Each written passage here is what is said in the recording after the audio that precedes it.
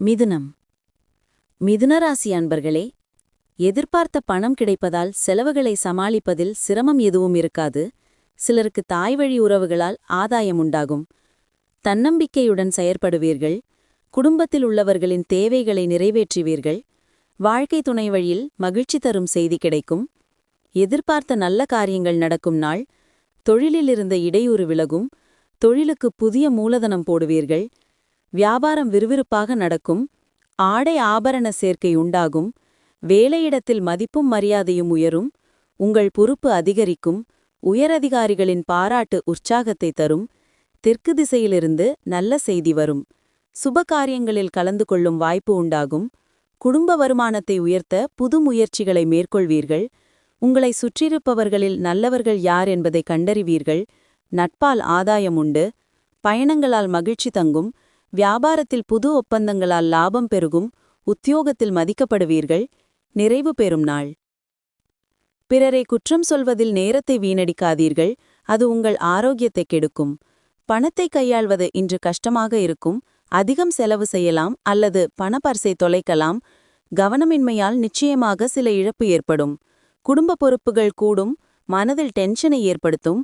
எல்லைகளற்றது காதல், தடைகளற்றது காதல் என்பதை நீங்கள் கேள்விப்பட்டிருப்பீர்கள். ஆனால் அதனை நீங்கள் அனுபவித்து உணரும் நாள் இது. கவனமாக இருக்க வேண்டிய நாள். தவறாகிவிடாது என்று நிச்சயமாக தெரிந்தால் தவிர உங்கள் ஐடியாக்களை முன்வைக்காதீர்கள். எப்படி இருந்தாலும் உங்கள் நேரத்தை நீங்கள் கவனித்துக் கொள்ள வேண்டும்.